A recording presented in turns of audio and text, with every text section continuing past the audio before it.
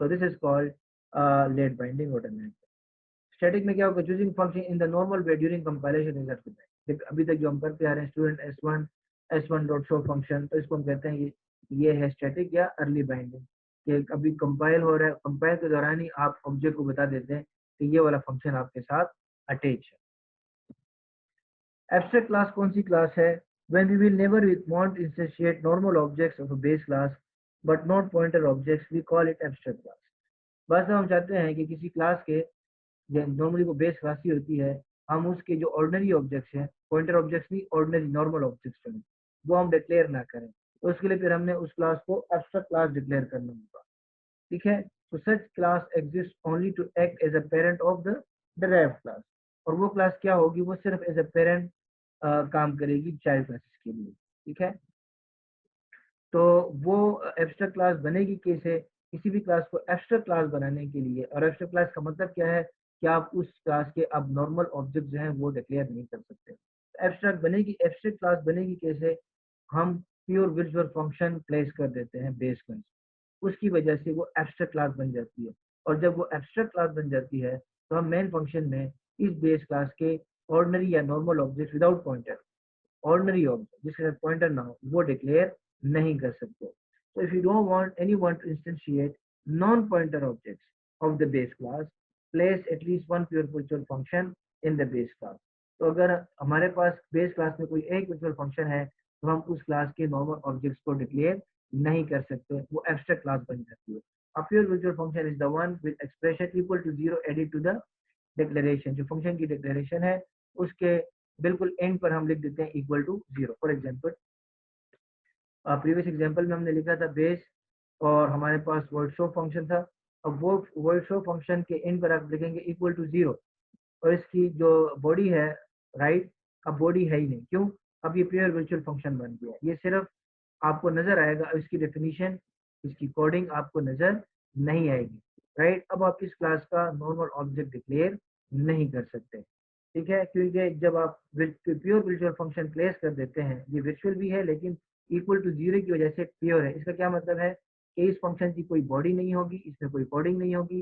दूसरी बात, इस बेस क्लास का आप मेन फंक्शन में कोई ऑर्डिनरी ऑब्जेक्ट डिक्लेयर नहीं कर सकते। ठीक है, तो सिर्फ ये एज अ पेरेंट काम कर रही है बेस क्लास ड्राइव क्लासेस के लिए, उनमें शो फंक्शन यूज हो रहा है, और बेस क्लास चाह रही है कि मैं शो फंक्शन को एक्सेस करूं। मेरे अपने शो फंक्शन में मुझे कोई ज़रूरत नहीं है, सिर्फ इनको एक्सेस करने के लिए मैं अपने पास शो फंक्शन की डिक्लेरेशन रखना चाहता हूँ। राइट, क्योंकि जब तक यहाँ पर आप रखेंगे नहीं वो शो फंक्शन को, इस शो फंक्शन को हम एक्सेस नहीं कर सकते। और ड्राइव क्लास में जो शो फंक्शन है उसमें कोडिंग है, ड्राइव 2 में जो शो फंक्शन है उसमें कोडिंग है, लेकिन बेस क्लास में शो फंक्शन की कोडिंग की जरूरत नहीं है, लेकिन शो फंक्शन का होना जरूरी है। तो फिर हम करते हैं क्या, हम प्योर विजुअल फंक्शन प्रेस कर देते हैं, जिसके एंड पे 0 लगाते हैं, उसकी बॉडी में कोई कोडिंग नहीं होती। अब ये बेस क्लास जो है अब इन दोनों शो फंक्शन को एक्सेस कर सकता है अगर हम बेस क्लास का पॉइंटर यूज करेंगे। क्यों? उनके show function already base class में मौजूद है, कोडिंग इसकी कोई नहीं है, लेकिन बेस क्लास चाहता है कि वो ड्राइव क्लासेस में शो फंक्शन जो रीडिफाइन हुए उनको एक्सेस करने जा रहे हैं, तो फिर उसकी प्लेसमेंट, उस शो फंक्शन की प्लेसमेंट मस्ट है कि बेस में मिले। उसका तरीका ये है कि आप प्योर वर्चुअल फंक्शन प्रेस कर दें। प्योर वर्चुअल फंक्शन में अगेन बता रहा हूँ क्या है, वर्चुअल फंक्शन के एंड पे आप इक्वल टू 0 लगाएं और उसकी बॉडी को गायब कर दें। ठीक है, तो वो प्योर वर्चुअल, और जिस क्लास में प्योर वर्चुअल फंक्शन मौजूद होगा उस क्लास को हम कहते हैं this is abstract class. Now base class is abstract class. तो प्योर वर्चुअल फंक्शन में अगर आप मेन में लिखेंगे बेस क्लास का नॉर्मल ऑब्जेक्ट बैट या ऑर्डिनरी ऑब्जेक्ट बैट, तो कंपाइलर एरर देगा, can not make object from abstract class, क्योंकि इसमें ऑलरेडी हमने एक प्योर वर्चुअल फंक्शन रखी है। लेकिन आप पॉइंटर ऑब्जेक्ट बेस क्लास का डिक्लेयर कर सकते हैं, और यहाँ पर पॉइंटर ऑब्जेक्ट जो है वो एक एरे ली है, एरे साइज 2 ली है। ठीक है, तो एरे ऑफ 0 में db1 का एड्रेस आ जाएगा, एरे ऑफ 1 में db2 का एड्रेस आ जाएगा। पिछले एग्जाम्पल में एक ही पॉइंटर लिया था, पहले उसको db1 असाइन किया, फिर उसको db2 असाइन किया। यहाँ पर एरे ली है, यानी कि पॉइंटर एरे, पॉइंटर एरे, दो पॉइंटर्स हैं, एरे 0 और एरे 1। एरे 0 में db1 का एड्रेस, एरे 1 में db2 का एड्रेस। उसके बाद जाके एरे 0 का शो फंक्शन कॉल किया, एरे 1 का शो फंक्शन कॉल किया। एरे 0 में ड्राइव 1 का एड्रेस है, तो एरे 0 जो है ड्राइव 1 का शो फंक्शन कॉल करेगा। और एरे 1 में ड्राइव 2 का एड्रेस है, तो एरे 1 जो है वो ड्राइव 2 का शो फंक्शन कॉल करेगा। Once pure virtual function is placed in a base class it becomes abstract. ठीक है, जब प्योर वर्चुअल फंक्शन आप प्लेस कर देंगे किसी बेस क्लास में तो वो एब्स्ट्रैक्ट क्लास बन जाएगी and you can not instantiate objects, और उस क्लास के जो ऑर्डिनरी ऑब्जेक्ट्स हैं वो आप डिक्लेयर नहीं कर। पॉइंटर ऑब्जेक्ट तो आप कर सकते हैं, क्योंकि अगर आप पॉइंटर भी ना करें तो फिर तो आप पॉलीमॉर्फिज्म कैसे करेंगे, राइट? यानी कि आप एब्स्ट्रैक्ट आप ड्राइव क्लास को कैसे एक्सेस करें। पॉली का मतलब है मेनी फिजम्स शेप्स, मेनी शेप्स, राइट? तो बेस क्लास आपको अब डिफरेंट शेप्स मिल रहे हैं, तो अपने फंक्शन को भी एक्सेस कर सकता है, ड्राइव 1 के को भी एक्सेस कर सकते हैं, ड्राइव 2 को भी एक्सेस कर सकते हैं। तो इसीलिए इसका नाम रखा गया polymorphism, many shapes. Base class can take many shapes, ठीक है, it can access all the child class, इसलिए इसको पॉलीमॉर्फिज्म भी कहते हैं।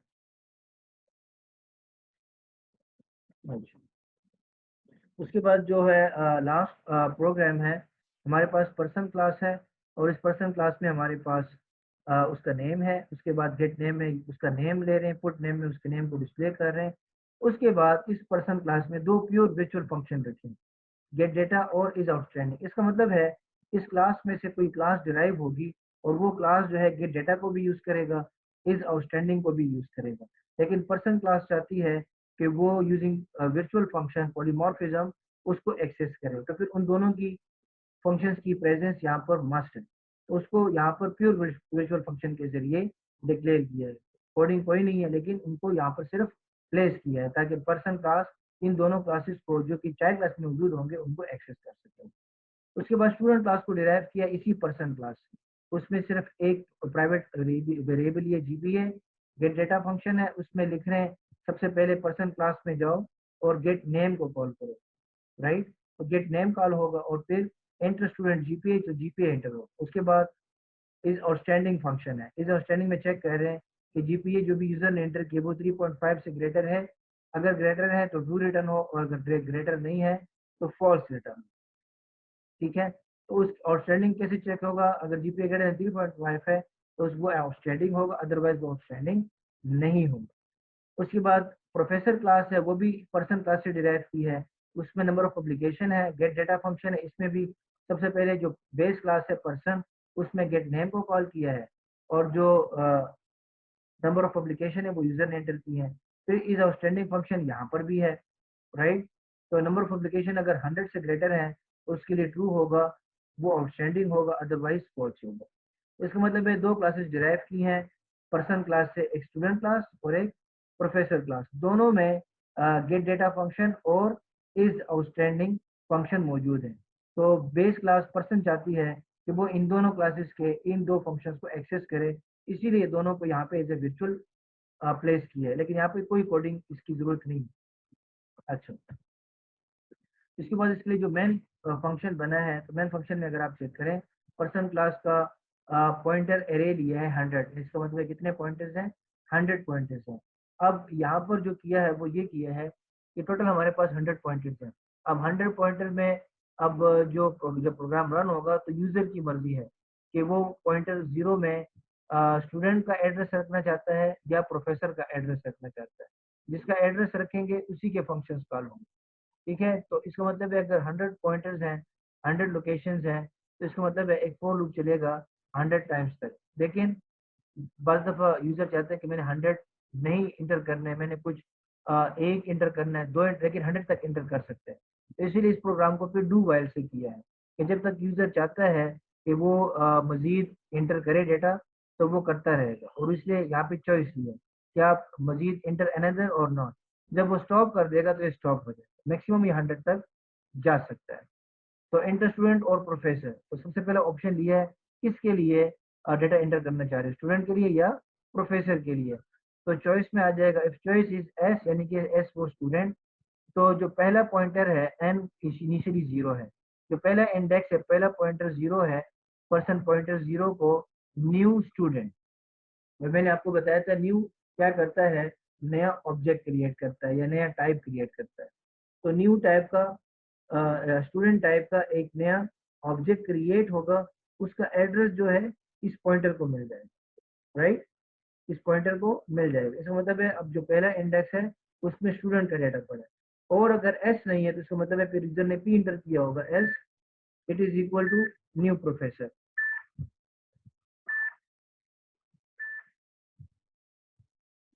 तो यहाँ पर अगर एस नहीं है तो फिर यूजर ने पी इंटर किया होगा, तो उसमें फिर हम न्यू प्रोफेसर स्टोर करेंगे, राइट। तो पहले इंडेक्स पे या स्टूडेंट आएगा या प्रोफेसर आएगा, उसके बाद उसका गेट डेटा फंक्शन हम कॉल करेंगे उसी एन का, उसी जीरो का, और उसके बाद एन को साथ साथ इंक्रीमेंट भी कर देंगे। आपकी मर्जी एन को यहाँ पर कॉस्ट में इंक्रीमेंट करते हैं या जब गेट डेटा फंक्शन कॉल हो जाए फिर एन को इंक्रीमेंट करेंगे। फिर यूजर को कहेंगे इंटर एनदर चॉइस, अगर वो कहता है यस फिर एग्जीक्यूट होगा स्टूडेंट के प्रोफेसर। अगर वो कहते हैं स्टूडेंट, फिर जो इंडेक्स वन होगा एन इंक्रीमेंट हो चुका है, इंडेक्स वन में भी स्टूडेंट आ जाएगा, फिर दोबारा रन होगा स्टूडेंट के प्रोफेसर। अब अगर प्रोफेसर एंटर किया है तो इंडेक्स टू पे प्रोफेसर आ जाएगा, राइट। और अगर आप स्टॉप करना चाहते हैं तो एन करें तो स्टॉप हो जाएगा। इसका मतलब है हमने शुरू जीरो वन पे स्टूडेंट को एंटर किया है और जो सेकंड इंडेक्स है उस पर प्रोफेसर को एंटर किया है। उसके बाद जाके लूप को चलाएंगे जीरो से लेके कहाँ तक, जितनी एन तक, लेस देन एन तक, ठीक है। तो अगर हमने दो तीन किए थे तो ये तीन तक जाएगा, जीरो से लेके वन टू तक जाएगा। उसके बाद हर एक का पुट नेम फंक्शन कॉल होगा। अगर स्टूडेंट है इंडेक्स में, स्टूडेंट का एड्रेस है तो स्टूडेंट का पुट नेम कॉल होगा, प्रोफेसर का डेटा है तो प्रोफेसर का पुट नेम कॉल होगा। और अगर स्टूडेंट है तो स्टूडेंट का इज आउटस्टैंडिंग फंक्शन कॉल होगा, और अगर आउटस्टैंडिंग होगा ट्रू रिटर्न होगा तो प्रिंट होगा this person is outstanding, right. और अगर प्रोफेसर का डेटा होगा तो प्रोफेसर का पुट नेम होगा और प्रोफेसर के लिए इज आउटस्टैंडिंग कॉल होगा, और अगर वो आउटस्टैंडिंग है तो उसके लिए आउटस्टैंडिंग डिस्प्ले होगा। तो अगर इस प्रोग्राम को हम रन करेंगे, enter student professor student, inter name टिमी, जीपीए कितने 1.2, इंटर अनदर यस कौन स्टूडेंट, जीपीए 3.9, फिर यस स्टूडेंट सैंडी जीपीए 2.4। उसके बाद फिर आएगा प्रोफेसर शिपली कितने publication 714, again yes P professor कितने पब्लिकेशन 13, नेम वेन राइट। उसके बाद फिर नो किया है तो इसका जो आउटपुट होगा वो क्या होगा, टीमी का सिर्फ नेम आएगा, ब्रेंडा का सिर्फ नेम आएगा, और साथ में आउटस्टैंडिंग भी आएगा। क्यों? क्योंकि उसकी जीपीए जो है वो 3.5 से ग्रेटर, 3.9 है ब्रेंडा की, तो इसलिए उसका उसके साथ ये भी डिस्प्ले हो रहा है। टीमी क्योंकि 1.2 है तो उसके साथ आउटस्टैंडिंग डिस्प्ले नहीं होगा। सिमिलरली